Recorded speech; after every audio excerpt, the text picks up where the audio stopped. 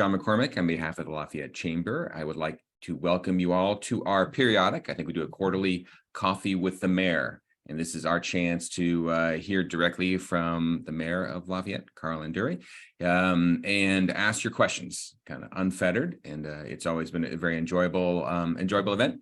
It's really, you guys are the stars though, right? So I think it's all about the kind of questions that you ask and gain the right answers. Before we turn over to the mayor for some opening updates and what we're going to do with the what's going on with the city, I do want to make sure you have your chat open if you don't, because Holly Sunny, who is on the call and will be doing a wrap up at the very end, telling us what's going on with the chamber.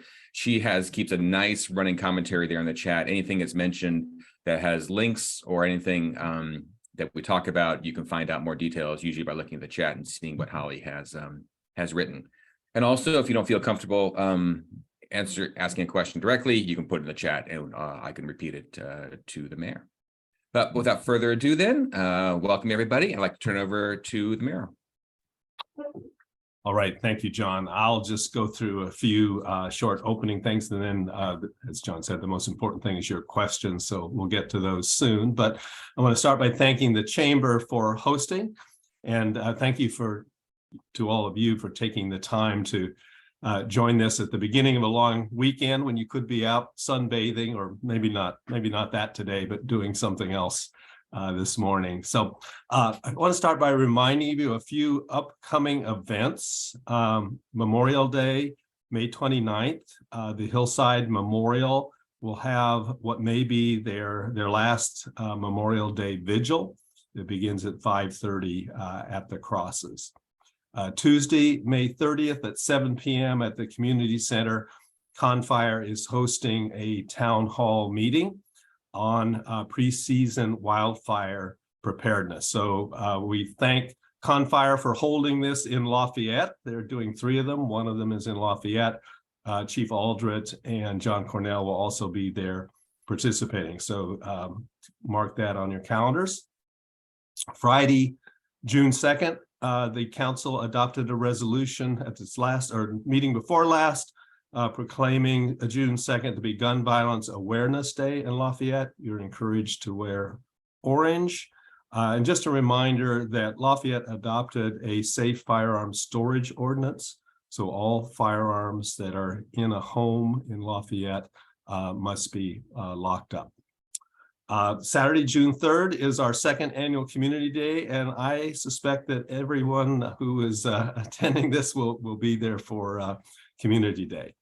And then Sunday, June 4th is the deadline to complete your springtime weed abatement. And as I'm sure you've all observed around town, this is a big year for weeds, so everyone needs to do their part to get those cut by the 4th. Now, just a few items that are going on in the city, picking from a long list.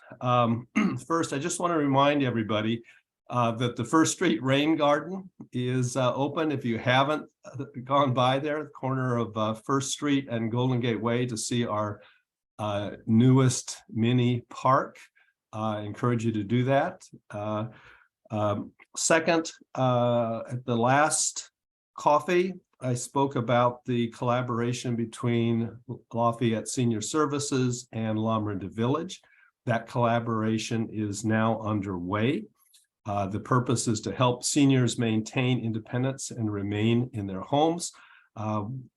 There are applications that are available for Lomrenda Village on the Lafayette City website. Lafayette will be supporting 15 new memberships per month for Lomrenda Village. And we're also encouraging Lafayette residents, and indeed any Lomrenda residents, to become volunteers for Lomrenda Village to provide services to our older adults. Third, each year we go through a process. I spoke 2 months ago about the first part of the process of setting the priorities for the fiscal year that begins July 1st. So the council set the priorities. The city staff then looks at those priorities and develops a work plan for carrying out those priorities. So they've done that. Next, a budget is developed to support that work plan. That budget will be presented for the first time at the June 12th council meeting. So that will be a very important council meeting. The council will hear about the work plans and we'll hear about the budget. Most likely we'll discuss it, and then it'll come back again at the June 26th meeting. And I assume that at that meeting we'll then approve the work plans and adopt the budget. Just to make you all aware, in case you haven't heard about it, the Public Art Committee has been working on a proposal for murals in downtown Lafayette, and that will also be on the agenda at the June 12th council meeting. So the proposal calls for a program over the next 4 years to develop 4 murals on walls in downtown Lafayette. Obviously be purely voluntary in terms of the owners of the walls. There'll be citizen input as to what happens. But I just wanted to make you aware that that proposal is coming along. If there are any questions about that, I can answer them later. We completed the Lombarda Zero Waste Challenge. That was a 6-week effort. I'm not going to say there was some miscounting or anything, but Lafayette came in second. Still wondering how Moraga got all the points they did during the first week, because if you take off the first week, Lafayette was way ahead of Moraga and Orinda over the remaining 5 weeks. But it was good because we got a lot of people involved. But just want to remind you that this challenge, the Lafayette Challenge to Moraga and Orinda, carries through to the end of the year. So thanks to Sustainable Contra Costa, for supporting the Zero Waste Challenge. It's their Cleaner Contra Costa scoreboard and platform that we're using. So please go to that and see how you can support the effort. Just to let you know that if you've been following the council meetings, the council approved new equipment for the police department to monitor speeds on roads, and also let people know what their speed is. And this is all part of an effort. All the equipment will be in place by August 1st. And at the beginning of August, we're going to launch our Go Slow Lafayette campaign. The goal is to get everybody to the speed limit, down to the speed limit, and going through Lafayette. Again, it's part of our traffic safety, pedestrian safety, bicycle safety efforts in Lafayette.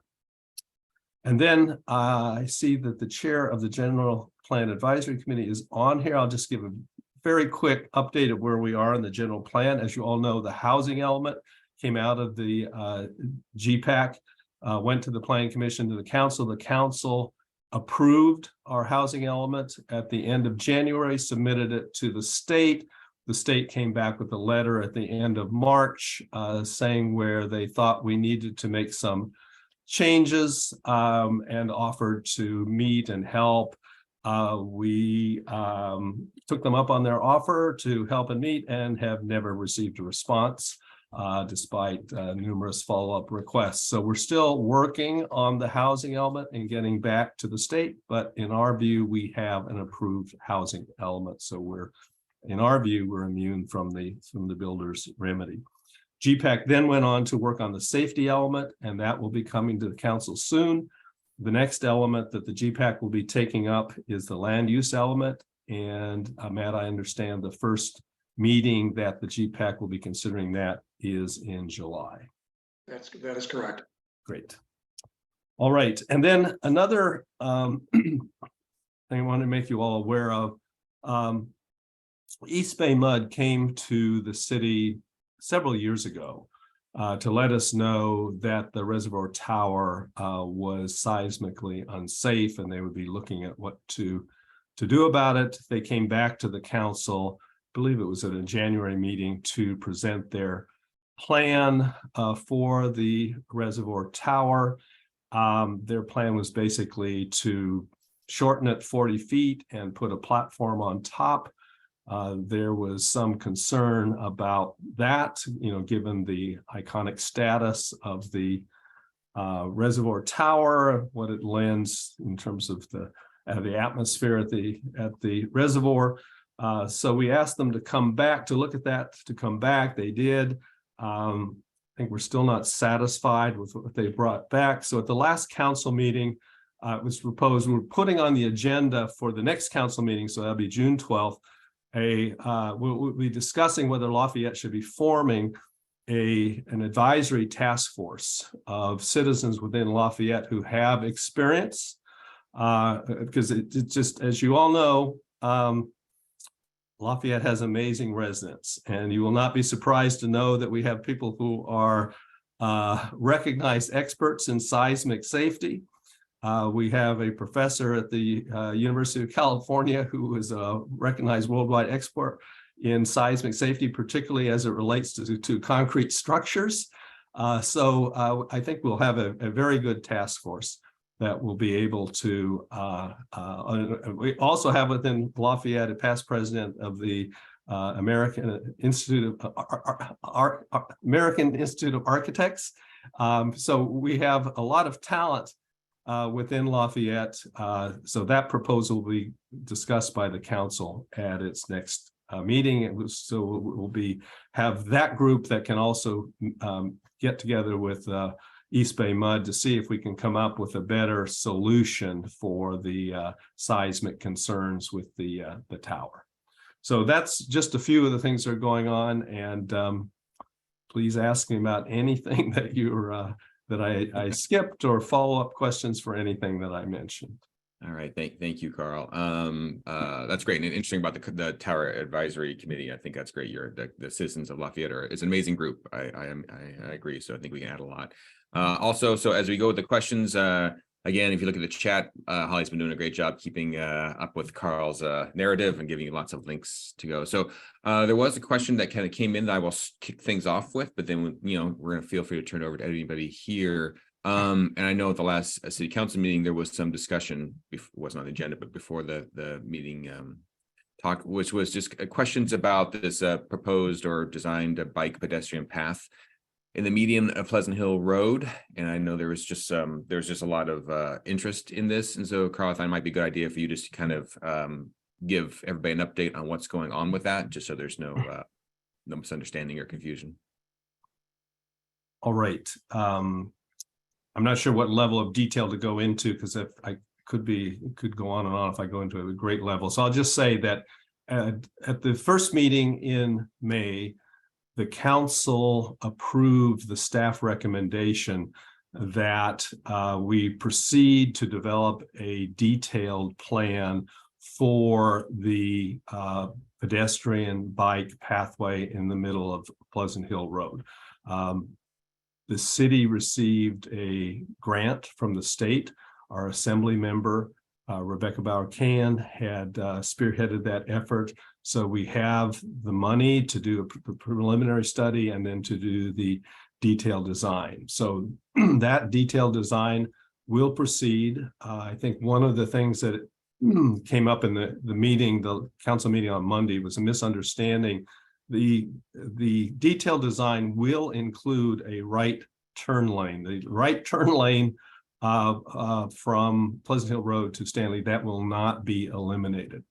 Another thing that would need to be done in order for the pathway to ultimately be built, we need to get additional right-of-way from the owner of the property of the terraces project. I think about another 8 feet would be necessary in order to get the required number of lanes to make it all work.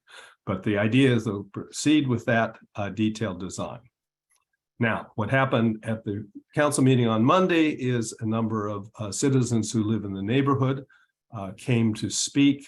As an upshot, the council has put on the next agenda. So as you can tell, the June 12th agenda is going to be a very busy agenda, but on the June 12th agenda, the council will consider, we've asked staff to come back and let us know how much it would cost to do a detailed design study that would be a class 1 pathway, bike and pedestrian pathway on the east side of Pleasant Hill Road from Mount Diablo Boulevard going north to the Deerfield Stanley intersection. So that would be a pathway that's similar to the pathway that's on Pleasant Hill Road to the south of Mount Diablo Boulevard. Again, it's just been put on the agenda. The council will discuss whether we want to study, whether we want a detailed design. We'll listen to how much is estimated cost and decide whether we want to go forward with it. So that's that. Again, that will be an item on the agenda on the June 12th council meeting. Right. Thank you, Carl. So certainly if anybody's interested in that, I agree that meeting sounds pretty meaty. So, well, excellent. Well, thank you very much for those updates. So now we'd like to turn it over to the people at the coffee, because that's what this is all about. So it's a conversation. You guys can ask questions. And so who would like to break the ice? Great. John Kiefer, right? Please go ahead. And actually, you are muted right now, John, if you can unmute yourself. Thank you. Good morning, everyone. Morning, John. Carl, a question on the pathway. If it were constructed on the east side, would that imply that there would not be anything on the medium? That's correct. There's only so much right of way, so it would either be in the middle or it would be on either side. And what's on the agenda is looking at doing it on the east side, but it can't be both. There's not enough right of way. Thank you. All right, thank you, John. And Libby, actually, who raised her hand? Obviously, if you want to use the raise hand function in Zoom, that helps kind of give us a idea on who's what order to bring things in. So Libby, you have a question? Yeah. Good morning, everybody. Good morning, Carl. Morning. You mentioned the last Hillside Memorial this weekend. Why is it the last? And I have a second question about the tower. But let me answer that one first. Okay. I said it could be the last. That's several representatives of the Hillside. Well, actually, one came to the council meeting, and Carol Reef, and that was her description of it. I know that the property on which the memorial is up for sale once again. So it's gone on the market. It's been on the market for about 3 weeks now. Okay, thank you. And the other one, when you mentioned about the tower, is there, besides going to East Bay Mud, I'm a little unclear. Is there a task force or something with the city regarding this? Because I'm trying to understand how this tower was built in 1933 before the reservoir was even, and obviously it's lived through lots of earthquakes. So I'm just trying to figure out where they finally assessed that, it's got a problem and why we need to lower it. The tower is the icon of Lafayette, right? Yeah, well, the tower was built as part of the reservoir. As you probably know the story, the tower was built first. Right. The reservoir, the dam was meant to be 40 feet taller, but the first iteration of the dam collapsed. And when it was rebuilt, it was 40 feet shorter. So that's why the tower Tower's okay, but not is as high as it is. The reservoir, it's unusual. The reservoir does not have a spillway.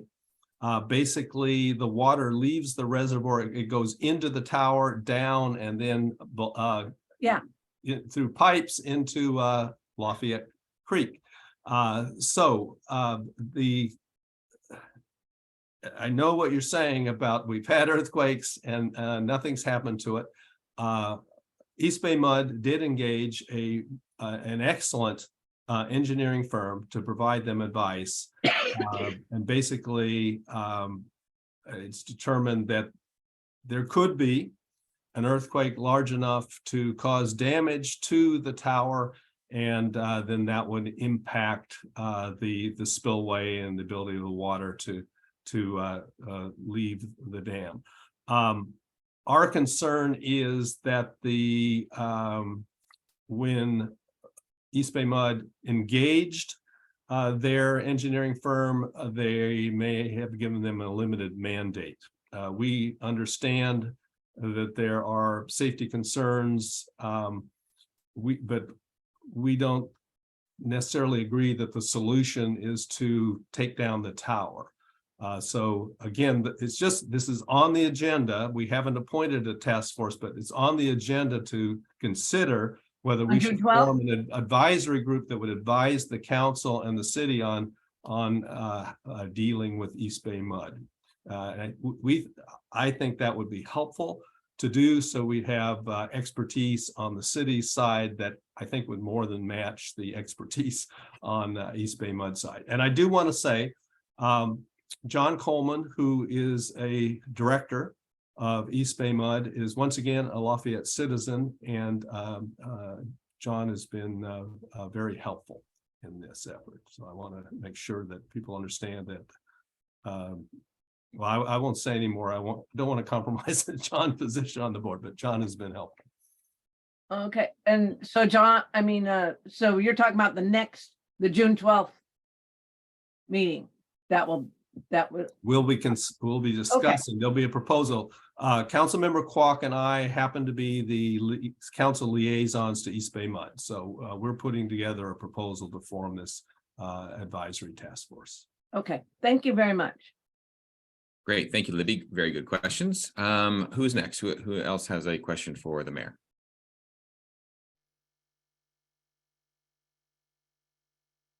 Everyone wants to get out in the sun. Maybe, is it Dennis? Dennis Aragon, we'll go first. Yes. Oh, and you have to unmute yourself too.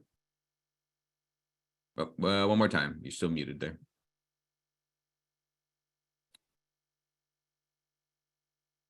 How about now? Yes, got it. Thank you. All right. So with the walking down the middle of the road scares me, and I'm just wondering what do we have that shows that works? Well, there's at least one city in California, I believe it's San Mateo, that does have something similar. It, however, is 8 foot wide, and I think everyone agrees that that's not wide enough. We've had at least one of our council members who mentioned at the council meeting that he had gone down to see that and had walked on it, and it's just I'll let him characterize his view of that. But if the design for this pathway will be at least 10 feet inside to inside, and then of course there'll be 2 feet for the concrete buffer on each side, and I believe there's another 2 feet outside of that for the white lines. So ours would be wider, but this has been done. Okay, thank you. Yeah, and I think it's important to point out, I mean, the point of it, I think, was about safe routes to school. It's really about kind of improving pedestrian bike safety when you have a busy street like Pleasant Hill Road. So I think that was the goal, but there's different ways to do that. Thank you, Dennis. Susan, you have your hand up. You have a question for the mayor. Quick question. Good morning, everyone. I'm sorry I joined a little bit late, so I was just curious about the mural endeavor, what the timeline is on that, or would you just refer me to the notes from the meeting to understand? Well, there will be a proposal from the Public Art Committee that will be available online when the agenda and materials for the June 12th meeting are posted. But the idea is that the proposal is that this would be a 4-year program, be approximately 1 new mural per year. The proposed cost is $96,000 over that period. So the first year, I think the request is for $27,000. But the idea is to, do more to vitalize the downtown, to create interest, to create an outdoor art gallery. One of the things that the subject matter would be limited to botanical themes, landscapes, abstract, and historical murals. Originally, we were saying no, the committee was saying, no portraits, but the exception would be if there are historical murals. And frankly, one of the reasons for doing that was we wanted to do something to, well, one possible subject of a mural would be the Sakhalin people. There's something more to recognize the indigenous people who were in Lafayette before the Europeans came. Great. That sounds wonderful. Thank you. Thank you very much, Susan. Libby, looks like you've another question. Well, I wanted to piggyback on that. It's been my understanding that the committee has been working with the DEIB committee, of which I'm a member, on murals in Lafayette and to making them, the diversity and welcoming are part of the theme goal. Like the one that's on, the one that's on the corner of Deer Hill and Mount Diablo. That's my understanding. I had not understood that it had changed for that. But anyway, I just thought. Well, I will say there's been a representative of the DIB committee who's attended Lynn McMichael. almost all, yes, of the meetings of the mural committee, but the mural themes go beyond DEIB topics. Okay. Great.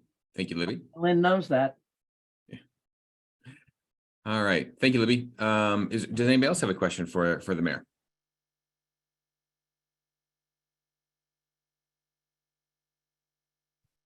No? Well, that's okay. I think again, that's actually not a bad thing, I suppose. Carl, was actually a nice update, and I think the city has got a lot on its plate, and it's moving right along. What I'd like to do then, as part of wrapping it up, Holly, if you wouldn't mind, I know the chamber has got a lot coming up over the next month or so, and if you could let us know what's happening in town. Absolutely. First, I'd like to say thank you to Mayor Anduri for his time this morning. Very appreciate the update and taking questions. And thank you, John, for being our moderator. You always do a great job. Thank you, everyone, for joining us. I want to throw into the chat the next coffee with the mayor, which is scheduled for Friday at 8 a.m. via Zoom, this time on June 28th. And then our final one with Mayor Anduri on for this year is scheduled for October 27th. We may sneak a few other ones in there with some other community partners. So look for our correspondence on upcoming other coffees with our community partners. I just want to say, Holly, on our chat, it says July 28th, and I was wondering why it was so far. So you really mean June 28th? Oh. No, actually, it is July 20th. It is July 28th. Oh, Yeah. okay. Well, We're doing them every Yes. 2 or 3 months. right, so. right. So as long as we both know what it is, so it's July 28th is right. Thank you. Thank you for clarifying that. I haven't finished my coffee this morning yet. The mayor started off with some great community events that are happening this weekend and into next week. If you hadn't joined us yet, I'll just quickly go over those. The Lafayette Hillside Memorial has an event on Monday. There is a wildfire preparedness town hall on Tuesday, and Lafayette Community Day is on Saturday. Today, I'm actually in the final stages of preparing an email blast that lists all of these and many, many more events from our community members and nonprofits. If you do not get our community email blast, you can sign up with the link that I just put in the chat. Community events. Hi, Libby. I'm sorry, real quickly, where is the wildfire preparedness town hall? I know they have it, No, it's at the community center. Thank you. and I believe it's also going to be on Facebook Live if you need to be online. Thank you, Mayor. I don't do that. The Lafayette Chamber will be kicking off our concert series for June next Friday night. So for the first 4 Fridays in June, there's actually 5 Fridays this year. The first 3 will have cover bands, and the 4th one, which would be on June 23rd, is actually our Lamarna Arts Council's Lamarna Idol finalists. So we'll have free music in Plaza Park, June 2nd, 9th, 16th, and 23rd. So we encourage you to bring a picnic or pick up one from one of our local restaurants, bring your blanket and lawn chair, and who knows what the weather's like. We've had really, really warm nights, and we've had really, really cold nights. So come prepared. Hey, it's Lafayette. Hey, it's the Bay Area, but we hope that you can join us for these upcoming events. And just a quick reminder, our 2 fall events. So the Lafayette Art and Wine Festival this year is going to be September 23rd and 24th. So we're really pushing out the dates this year so that everybody knows that our downtown will be really celebrating our businesses and our communities. So September 23rd and 24th. The Lafayette Res Run for Education, which raises thousands of dollars for our school, is actually going to be on Sunday, October 22nd, but we're having an early bird special through the end of June. So you can actually get $10 off your registration for the 10K, which actually goes around the reservoir, and the 5K and the 2 mile that runs down and back Mount Diablo Boulevard. So this $10 discount is through June 30th. So best time to sign up is now. The Lafayette Chamber staff is happy to answer any questions that you may have about what's going on in the community. We're looking forward to seeing you in the Plaza Park starting next Friday. Does anyone have any questions for the Chamber? Great. Well, thank you, Holly. Very nice. We actually had one question come in, Carl, and I think we'll address it because it was about Juneteenth and that as a commemoration. I know there was something on it on the city council agenda last week, but the question came in is the city of Lafayette planning on doing any sort of observation or observance of Juneteenth as a holiday? Next year, that will be a city holiday. Okay, great. Is the city doing anything? I guess that's all we have so far. So it will be a recognized city holiday going Yes, forward? yeah, Okay. beginning in 2024. In 2024. Okay. And will there be anything, do we have any observances or anything scheduled currently for this year as far as you know? Or Not is this that I'm aware of. okay. All right, good. But it's nice to see that the city's doing that starting next year. Very nice. All right. Well, I think if there's no more questions, I'll add my thanks to the mayor and of course to the chamber for hosting this. And we look forward to seeing everybody on July 28th for our next Coffee with the Mayor.